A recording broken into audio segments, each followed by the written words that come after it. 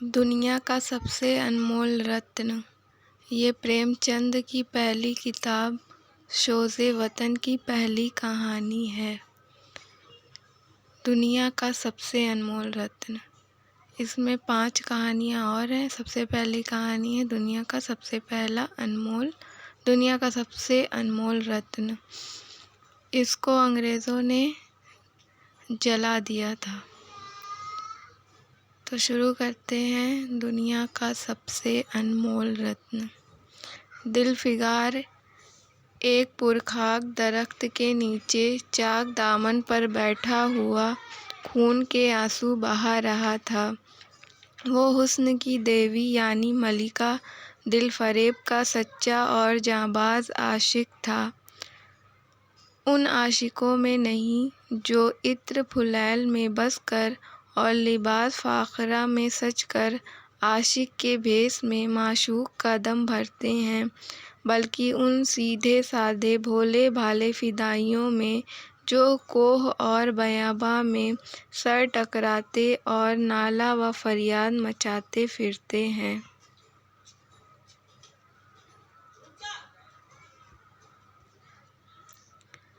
دل فگار نے اس سے کہا تھا کہ اگر تو میرا سچا عاشق ہے تو جا اور دنیا کی سب سے بیش بہا شے لے کر میرے دربار میں آ، تب میں تجھے اپنی غلامی میں قبول کروں گی۔ اگر تجھے وہ چیز نہ ملے تو خبردار ادھر کا رخ نہ کرنا، ورنہ دار پر کھچوا دوں گی۔ دل فگار کو اپنے جذبے کے اظہار کا، شکوہ شکایت اور جمال یار کے دیدار کا مطلق موقع نہ دیا گیا۔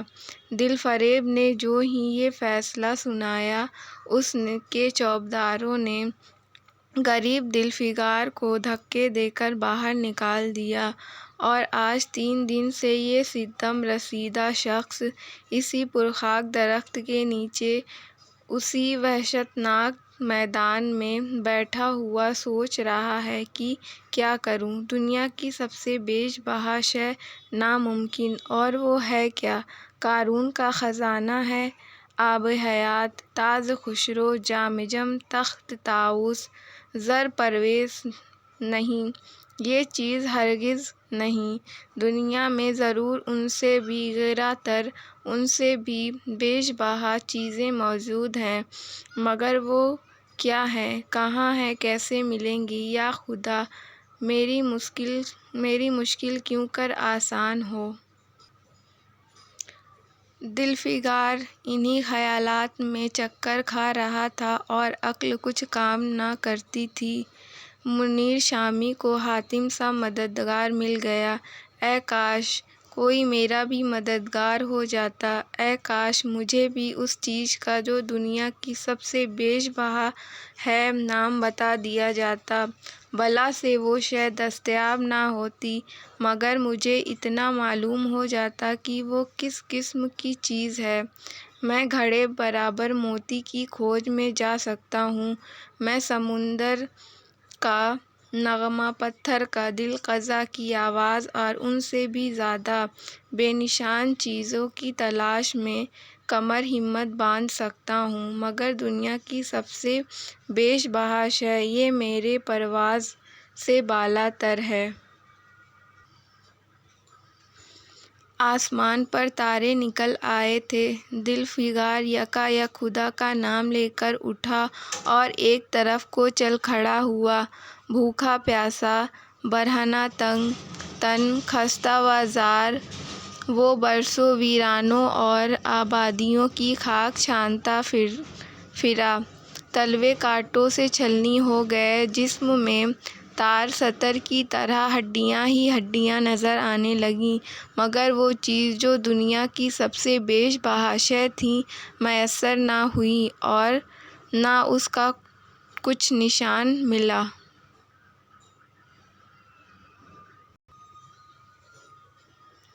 ایک روز بھولتا بھٹکتا ایک میدان میں نکلا جہاں ہزاروں آدمی حلقہ باندھے کھڑے تھے۔ بیچ میں امامے اور ابا والے رسائل قاضی شان تحکم سے بیٹھے ہوئے باہم کچھ گرفش کر رہے تھے، اور اس جماعت سے ایک ذرا دور پر ایک سولی کھڑی تھی۔ ذوالفقار کچھ ناتوانی کے غلبے سے اور کچھ یہاں کی کیفیت دیکھنے کے ارادے سے ٹھٹک گیا۔ کیا دیکھتا ہے کہ کئی برکنزار ایک دست پا بزنجیر قیدی کو لیے چلے آ رہے ہیں۔ سولی کے قریب پہنچ کر سب سپاہی رک گئے اور قیدی کی ہتھکڑیاں بیڑیاں سب اتار لی گئیں۔ اس بدقسمت شخص کا دامن بے سدھا بے گناہوں کے خون کے چھینٹوں سے رنگین ہو رہا تھا، اور اس کا دل نیکی کے خیال اور رحم کی آواز سے مطلق مانوس نہ تھا۔ اسے کالا چور کہتے تھے۔ سپاہیوں نے اسے سولی کے تختے پر کھڑا کر دیا، موت کی پھانسی اس کی گردن میں ڈال دی، اور جلاد نے تختہ کھینچنے کا ارادہ کیا کہ بدقسمت مجرم چیخ کر بولا، اللہ! مجھے ایک دم کے لیے پھانسی سے اتار دو تاکہ اپنے دل کی آخری آرزو نکال لوں۔ یہ سنتے ہی چاروں طرف سناٹا چھا گیا۔ لوگ حیرت میں آ کر تاکنے لگے۔ قاضیوں نے ایک مرنے والے شخص کی آخری استعداد دعا کو رد کرنا مناسب نہ سمجھا، اور بدنصیب سیاہ کالے چور کو ذرا دیر کے لیے پھانسی سے اتار لیا گیا۔ اس مجمع میں ایک خوبصورت بھولا بھالا لڑکا ایک چھڑی پر سوار ہو کر اپنے پیروں پر اچھل اچھل کر فرضی گھوڑا دوڑا رہا تھا اور اپنے عالم سادگی میں مگن تھا، گویا وہ اس وقت واقعی کسی عربی رہوار کا شہسوار ہے۔ اس کا چہرہ اس سچی مسرت کے کنول کی طرح کھلا ہوا تھا جو چند دنوں کے لیے بچپن میں ہی حاصل ہوتی ہے اور جس کی یاد ہم کو مرتے دم نہیں بھولتی۔ اس کا سینہ ابھی تک معصیت کے گرد و غبار سے بے لوث تھا، اور معصومیت اس سے اپنے گود میں کھلا رہی تھی۔ بدقسمت کالا چور پھانسی سے اترا، ہزاروں آنکھیں اس پر گڑی ہوئی تھیں۔ وہ اس لڑکے کے پاس آیا اور اسے گود میں اٹھا کر پیار کرنے لگا۔ اسے اس وقت وہ زمانہ یاد آیا جب وہ خود ایسا ہی بھولا بھالا، ایسا ہی خوش و خرم اور آلائش دنیاوی سے ایسا ہی پاک و صاف تھا۔ ماں گودوں میں کھلاتی تھی، باپ بلائیں لیتا تھا اور سارا کنبہ جانیں وارتا تھا۔ آہ! کالے چور کے دل پر اس وقت ایام گزشتہ کی یاد کا اتنا اثر ہوا کہ اس کی آنکھوں سے جنہوں نے نیم بسمل لاشوں کو تڑپتے دیکھا اور نہ جھپکی تھیں، آنسو کا ایک قطرہ ٹپک پڑا۔ ذوالفقار نے لپک کر اس در یکتا کو ہاتھ میں لے لیا اور اس کے دل نے کہا، بے شک یہ شے دنیا کی سب سے انمول چیز ہے جس پر تخت و طاؤس اور جام جم اور آب حیات اور زر پرویز سب تصدق ہیں۔ اسی خیال سے خوش ہوتا ہوا، کامیابی کی امید سے سر مسرت ذوالفقار اپنی معشوقہ دلفریب کے شہر مینو سواد کو چلا، مگر جو منزلیں طے ہوتی جاتی تھیں اس کا دل بیٹھا جاتا تھا کہ کہیں اس چیز کی جسے میں دنیا کی سب سے بیش بہا چیز سمجھتا ہوں ذوالفقار کی نگاہوں میں قدر نہ ہوئی تو میں دار پر کھینچ دیا جاؤں گا اور اس دنیا سے نامراد جاؤں گا۔ پر ہرچہ باد آباد، اب تو قسمت آزمائی ہے۔ آخر کو وہ دریا طے کرتے شہر مینو سواد میں آ پہنچا اور دلفریب کے در و دولت پر جا کر التماس کی کہ خستہ و زار ذوالفقار با فضل خدا تعمیل ارشاد کر کے آیا ہے اور صرف قدم بوسی چاہتا ہے۔ دل فریب نے فی الفور حضور میں بلا بھیجا اور ایک زرنگار پردہ کی اوٹ سے فرمائش کی کہ وہ ہدیہ بیش بہا پیش کرو۔ دلفگار ایک عجیب امید بین کے عالم میں وہ قطرہ پیش کیا اور اس کی ساری کیفیت نہایت ہی مؤثر لہجے میں بیان کر دی۔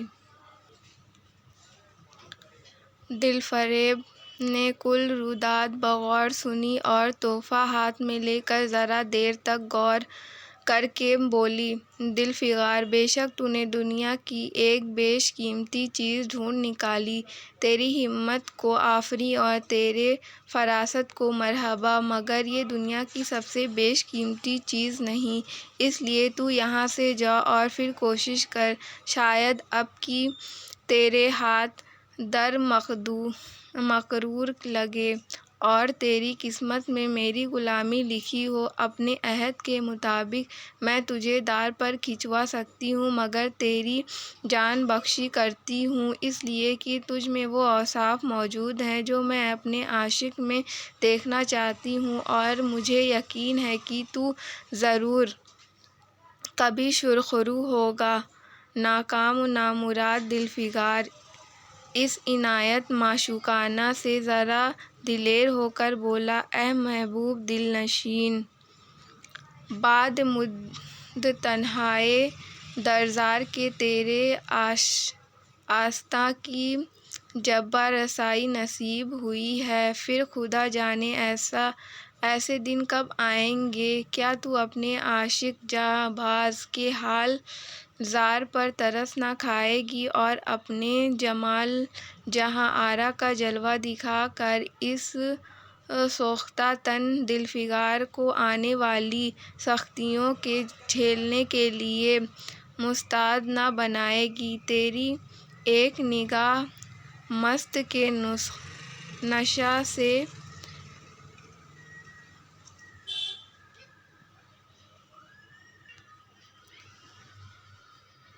نشے سے بے خود ہو کر میں وہ کر سکتا ہوں جو آج تک کسی سے نہ ہوا ہو۔ دل فریب عاشق کی یہ اشتیاق آمیز کلمات کو سن کر برا فاختہ ہو گئی اور حکم دیا کہ اس دیوانے کو کھڑے کھڑے دربار سے نکال دو۔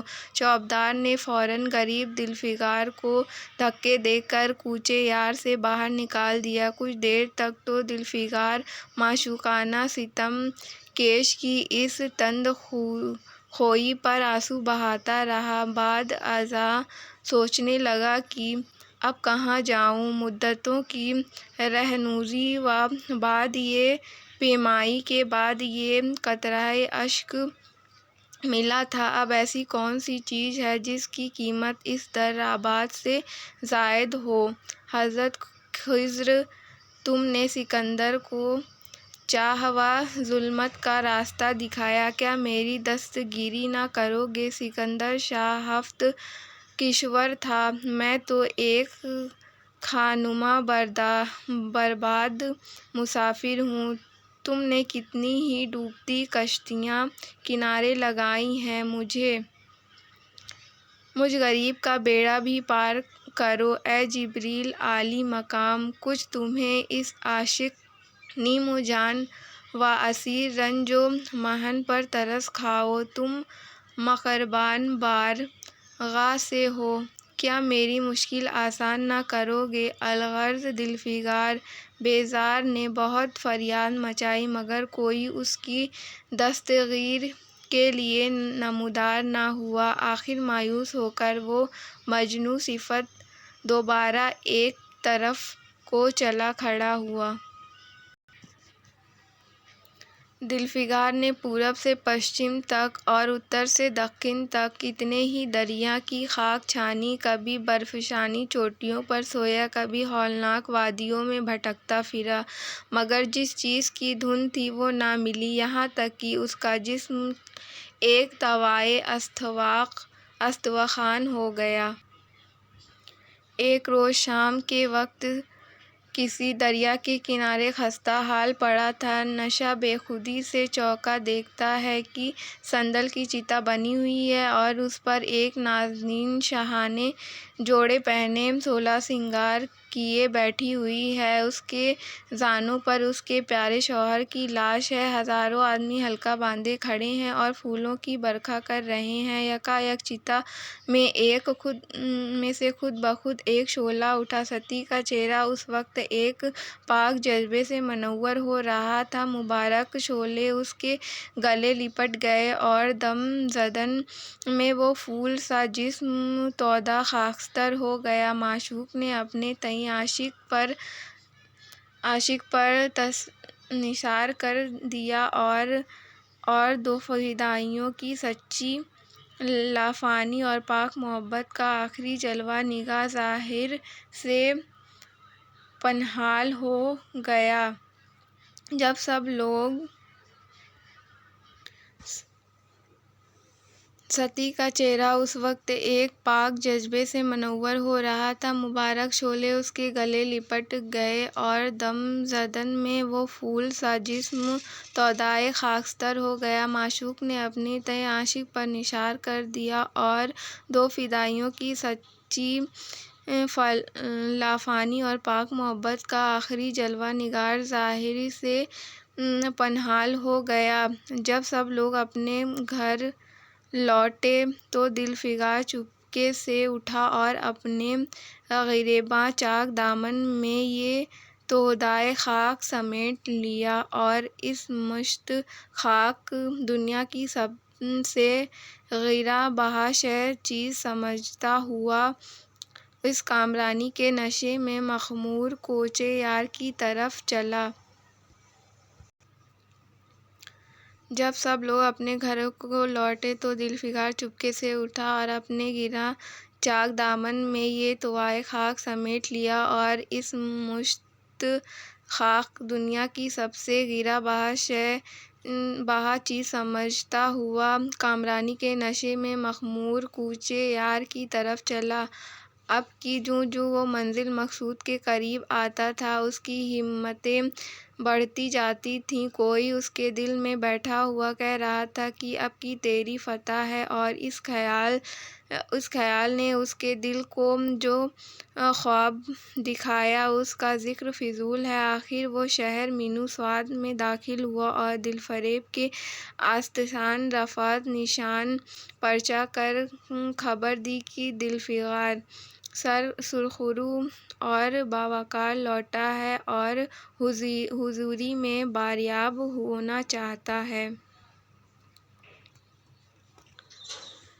دل فریب کے عاشق جانباز کو فوراً دربار میں بلایا اور اس چیز کے لیے جو دنیا کی سب سے بیش بہا جنس تھی ہاتھ پھیلا دیا۔ دل فگار نے جرأت کر کے اس ساعد سیمی کا بوسہ لیا اور مشت خاک اس میں رکھ کر وہ ساری کیفیت نہایت دلسوز انداز میں کہہ سنائی اور معشوق دل پذیر کے نازک لبوں سے اپنی قسمت کا مبارک اور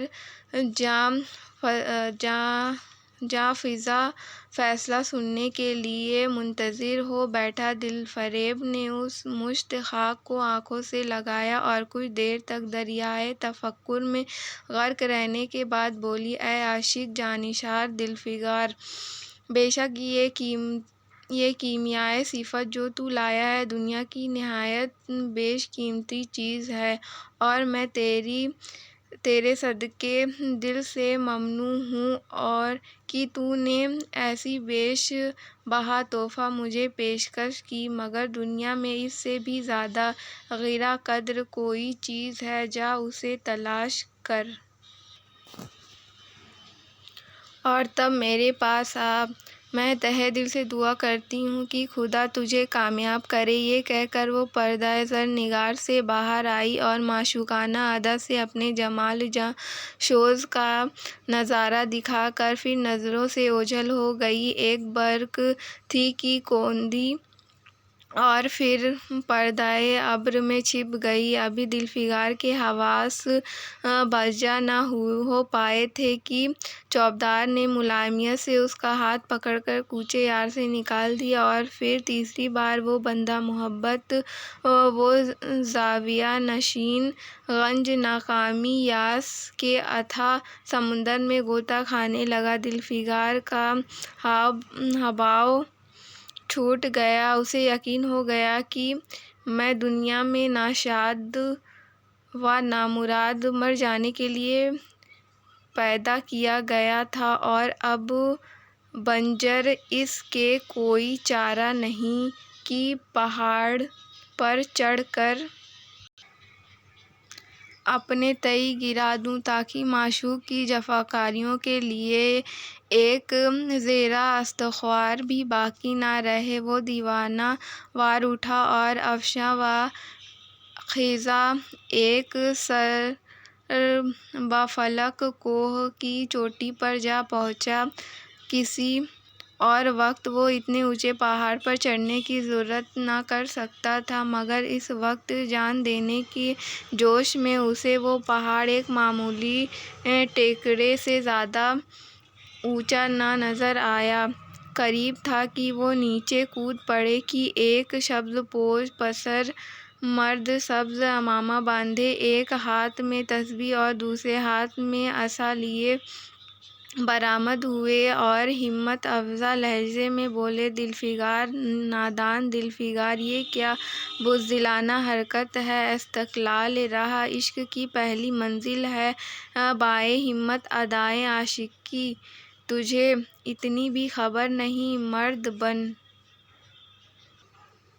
اور یوں ہمت نہ ہار۔ مشرق کی طرف ایک ملک ہے جس کا نام ہندوستان ہے، وہاں جا اور تیری آرزو پوری ہوگی۔ یہ کہہ کر حضرت غائب ہو گئے۔ دلفگار نے شکریہ کی نماز ادا کی اور تازہ حوصلے، تازہ جوش اور غیبی امداد کا سہارا پا کر خوش خوش پہاڑ سے اترا اور جانبِ ہند مراجعت کی۔ مدتوں تک خاک، جنگل و سرسار، شرربار ریگستانوں، دشوار گزار وادیوں اور ناقابل عبور پہاڑیوں کو طے کرنے کے بعد دلفگار ہند کی پاک سرزمین میں داخل ہوا اور ایک خوشگوار چشمہ میں سفر کی غفلتیں دھو کر غلبۂ مادگی سے لب جوبائے لپٹ گیا۔ شام ہوتے وہ ایک کف دست میدان میں پہنچا جہاں بے شمار نیم کشادہ اور بے جان لاشیں بے گور و کفن پڑی ہوئی تھیں۔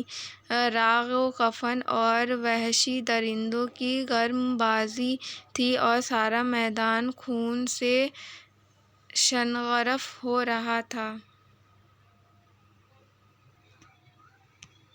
یہ ہیبت ناک نظارہ دیکھ کر دلفگار کا جی دہل گیا۔ خدایا! کس عذاب میں جان پھنسی! مرنے والوں کا کراہنا سسکنا اور ایڑیاں رگڑ کر جان دینا، درندوں کا ہڈیوں کو نوچنا اور گوشت کے لوتھڑے لے کر بھاگنا، ایسا ہولناک سین دلفگار نے کبھی دیکھا نہ تھا۔ یکایک اسے خیال آیا، میدان کا رازدار ہے اور یہ لاشیں سورما سپاہیوں کی ہیں۔ اتنے میں قریب سے کراہنے کی آواز آئی۔ دلفگار اس طرف پھرا تو دیکھتا ہے ایک قومی حلقہ شخص جس کا مردانہ چہرہ ضعف جان کنی سے زرد ہو گیا ہے، زمین پر سر نگوں پڑا ہے، سینے سے خون کا فوارہ جاری ہے، مگر شمشیر آبدار کا قبض پیچے سے الگ نہ ہوا۔ دلفگار نے یہ چیتھڑا لے کر دہانِ زخم پر رکھ دیا تاکہ خون رک جائے اور بولا، اے جوان مرد! تو کون ہے؟ جوان مرد نے یہ سن کر آنکھیں کھولیں اور دلیرانہ لہجے میں بولا، کیا تو نہیں جانتا میں کون ہوں؟ کیا تو نے آج اس تلوار کی کاٹ نہیں دیکھی؟ میں اپنی ماں کا بیٹا اور بھارت کا لخت جگر ہوں۔ یہ کہتے کہتے اس کے تیوریوں پر بل پڑ گئے۔ زرد چہرہ خشمگین ہو گیا اور شمشیر آبدار پھر اپنے جوہر دکھانے کے لیے چمک اٹھی۔ ذوالفقار سمجھ گیا کہ یہ اس وقت مجھے دشمن خیال کر رہا ہے۔ ملائمیت سے بولا، اے جوان مرد، میں تیرا دشمن نہیں ہوں، ایک آوارہ وطن غربت زدہ مسافر ہوں، ادھر بھولتا بھٹکتا آ نکلا۔ برائے کرم مجھ سے یہاں کی مفصل کیفیت بیان کر۔ یہ سنتے ہی زخمی سپاہی نہایت شیریں لہجے میں بولا، اگر تو مسافر ہے تو آ اور میری خون سے تر پہلو میں بیٹھ جا، کیونکہ یہی 2 انگل زمین ہے جو میرے پاس باقی رہ گئی ہے اور جو سوائے موت کے کوئی نہیں چھین سکتا۔ افسوس ہے کہ تو یہاں ایسے وقت میں آیا جب تیری مہمان نوازی کرنے کے قابل نہیں۔ ہمارے باپ دادا کا دیش آج ہمارے ہاتھ سے نکل گیا اور اس وقت ہم بے وطن ہیں، مگر پہلو بدل کر ہم نے حملہ ور غنیم کو بتا دیا کہ راجپوت اپنے دیش کے لیے کیسے کیسے بے جگری سے جان دیتے ہیں۔ یہ آس پاس جو لاشیں تو دیکھ رہا ہے، یہ ان لوگوں کی ہیں جو اس تلوار کے گھاٹ اترے ہیں۔ مسکرا کر اور گو کہ میں بے وطن ہوں، مگر غنیمت ہے کہ حریف حلقہ میں مرد رہا ہوں۔ سینے کے زخم سے چیتھڑا نکال کر یہ تو نے یہ مرہم رکھ دیا، خون نکلنے دے، اسے روکنے سے کیا فائدہ؟ کیا میرے اپنے ہی وطن میں غلامی کرنے کے لیے زندہ رہوں؟ نہیں، ایسی زندگی سے مرنا اچھا، اس سے بہتر موت ممکن نہیں۔ جواں مرد کی آواز مدھم ہو گئی، اعضاء ڈھیلے ہو گئے، خون اس کثرت سے بہا کہ اب خود بخود بند ہو گیا۔ رہ رہ کر ایک آدھ قطرہ ٹپک پڑتا تھا۔ آخر کار سارا جسم بے دم ہو گیا، قلب کی حرکت بند ہو گئی اور آنکھیں مند گئیں۔ ذوالفقار نے سمجھا کہ اب کام تمام ہو گیا کہ مرنے والے نے آہستہ سے کہا، بھارت ماتا کی جے، اور اس کے سینے سے آخری قطرہ خون نکل پڑا۔ ایک سچے محب وطن اور دیش بھکت نے حب الوطنی کا حق ادا کر دیا۔ ذوالفقار اس نظارے سے بے حد متاثر ہوا اور اس کے دل نے کہا، بے شک دنیا میں اس قطرہ خون سے بیش قیمتی شے نہیں ہو سکتی۔ اس نے فوراً اس کا رشک لال رومانی کو ہاتھ میں لے لیا اور اس دلیر راجپوت کی بصالت پر عش عش کرتا ہوا عازم وطن ہوا اور وہی سختیاں جھیلتا ہوا بالآخر ایک مدت دراز میں ملکہ عاقلیم خوبی اور در صدف محبوبی کے در دولت پر جا پہنچا اور پیغام دیا کہ ذوالفقار سرخ رو کامگار لوٹا ہے اور دربار گرہ بار میں حاضر ہونا چاہتا ہے۔ دلفریب نے اسے فوراً حاضر ہونے کا حکم دیا۔ خود حسب معمول پردہ زر نگار کے پشت بیٹھی اور بولی، ذوالفقار، اب کہ تو بہت دنوں کے بعد واپس آیا ہے، لا دنیا کی سب سے بیش قیمتی چیز کہاں ہے؟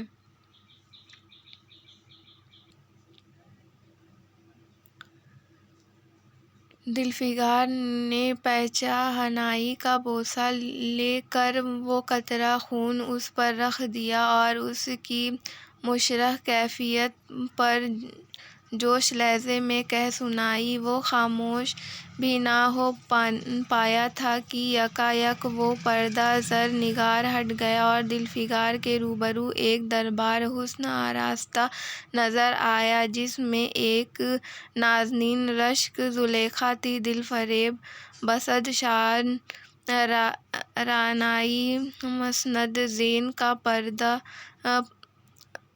جلوہ افروز تھی۔ ذوالفقار یہ طلسم حسن دیکھ کر متحرک ہوا اور نشک دیوار کی طرح سکتے میں آ گیا، اور دل فگار مسند سے اٹھی اور کئی قدم آگے بڑھ کر اس کے ہم آغوش میں ہو گئی۔ رقاصان دلنوز نے شادیانے گانے شروع کیے، حاشیہ نشنیاں دربار نے دلفگار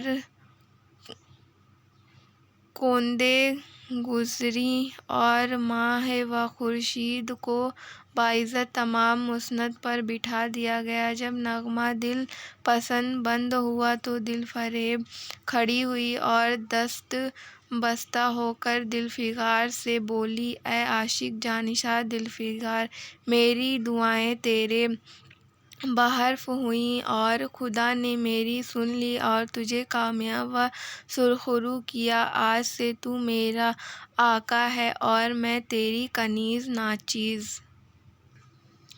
یہ کہہ کر اس نے ایک مرصع صندوق کنچا منگوایا اور اس میں سے ایک لوح نکالا جس پر آب زر سے لکھا ہوا تھا، وہ آخری قطرہ خون جو وطن کی حفاظت میں گرے دنیا کی بیش قیمتی شے ہے۔ شکریہ۔ اگر آپ کو اس کہانی کا PDF چاہیے تو اس کا لنک ڈسکرپشن میں ہے۔